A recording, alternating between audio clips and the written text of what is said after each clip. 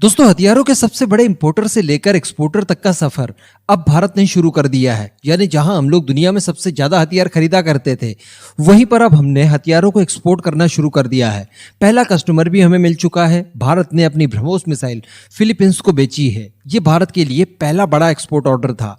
लेकिन दोस्तों, ये सफर की केवल एक शुरुआत थी। ये पहली स्टेप थी। अभी कई सारे स्टेप्स हमें और चढ़ना बाकी है, और इसके लिए इस बार बीडीएल ने कमर कस ली है, यानी Bharat dynamics limited. BDL Bharat के डीआरडीओ की टेक्नोलॉजी का इस्तेमाल करके भारत को उस मुकाम तक पहुंचाने की कोशिश इस समय कर रहा है जहां पर पहुंचना हमारा ड्रीम है। जी हाँ, हम सभी जानते हैं कि आने वाले समय में हमारा सबसे बड़ा ड्रीम जो हमें पूरा करना है वो है $5 ट्रिलियन की जीडीपी तक पहुंचना, और इसके लिए संभवतः हमें डिफेंस एक्सपोर्ट करना होगा।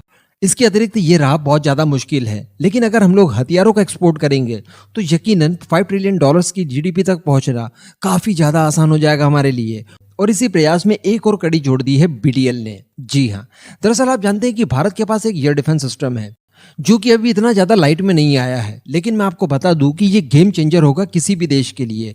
मैं बात कर रहा हूं आकाश एयर डिफेंस सिस्टम की, खासकर आकाश के नेक्स्ट जनरेशन और प्राइम वर्जन को लेकर। आकाश एनजी और आकाश प्राइम, ये दो एक ऐसे एयर डिफेंस सिस्टम है जिनकी डिमांड यकीन मानिए इंटरनेशनल मार्केट में जबरदस्त होने वाली है।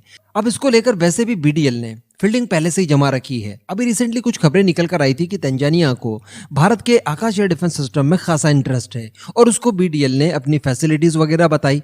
आकाश एयर डिफेंस सिस्टम से लेकर सारा कुछ ब्रीफिंग वगैरह उनको दिया गया, और बताया ये जा रहा है, काफी उम्मीदें हैं इसको लेकर एक्चुअली बीडीएल को, कि तंजानिया भारत का आकाश संयंत्र जरूर खरीदेगा। लेकिन दोस्तों, जैसा मैंने आपको बताया, ये महज एक शुरुआत है। अभी रिसेंटली एक इंटरव्यू के दौरान बीडीएल के जो रिटायर्ड सीएमडी हैं सिद्धार्थ मिश्रा जी, उन्होंने जी बिजनेस को एक इंटरव्यू के दौरान ये बताया कि भारत के आकाश एयर डिफेंस सिस्टम की भी डिमांड इंटरनेशनल मार्केट में बिल्कुल वैसी ही है जैसी कि हमारी ब्रह्मोस की है। जी हाँ, बताया जा रहा है कि इस समय 5 से 6 देशों के साथ आकाश एयर डिफेंस सिस्टम को लेकर काफी हद तक नेक्स्ट स्टेज में बातें पहुंच चुकी है, और आने वाले 2 सालों के अंदर ये जो नेक्स्ट स्टेज वाली बातें हैं ये ऑर्डर में कन्वर्ट हो जाएगी। यानी 2 सालों में कम से कम 5 से 6 ऑर्डर हमें आकाश एयर डिफेंस सिस्टम के मिल सकते हैं। ये बहुत बड़ी बात थी।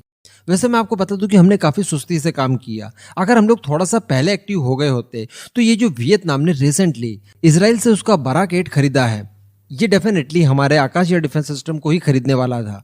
लेकिन कहीं ना कहीं हमने काफी लेट लतीफी कर दी, खासकर प्राइम वेरिएंट को लेकर, जिसके अंदर वियतनाम को खासा इंटरेस्ट था। लेकिन हमारी यकीनन यहाँ पर गलती रही है, और हमें उसे कन्विंस करने में नाकामयाब रहे हैं। वैसे अभी भी स्कोप है, हम लोग वियतनाम को अच्छे ऑफर्स देकर हमारे आकाश प्राइम को छोटी मोटी मात्रा में ही सही लेकिन एक्सपोर्ट कर सकते हैं। इतनी पोटेंशियल हमारे अंदर अभी भी बाकी है। लेकिन खैर कोई बात नहीं, तंजानिया और फिर 5-6 अलग देश, ये सारी चीजें बताती है कि भारत के आकाश एयर डिफेंस सिस्टम या फिर आकाश संयंत्र की डिमांड इंटरनेशनली यकीनन है। लेकिन यहाँ पर एक और चीज निकलकर सामने आई है, वो ये है, खुद मिश्रा साहब ने ये बताया है कि कई सारे देश इसकी टेक्नोलॉजी ट्रांसफर की डिमांड कर रहे हैं और लोकल मैन्युफैक्चरिंग की डिमांड कर रहे हैं। खैर, अगर हम लोग लोकल मैन्युफैक्चरिंग करते हैं तो इसमें कोई दिक्कत वाली बात नहीं है। इवन इससे भारत को एडवांटेज भी है, क्योंकि अगर कोई लोकल मैन्युफैक्चरिंग करवाता है तो इसके लिए अलग से पेमेंट करनी होती है। जैसे SU-30 MKI के मामले में हमने देखा, SU-30 MKI को हमने भारत में असेंबल करवाए, सारी किट वगैरह रशिया से आती थी, यहाँ पर उन्हें जोड़ा जाता था, असेंबल किया जाता था।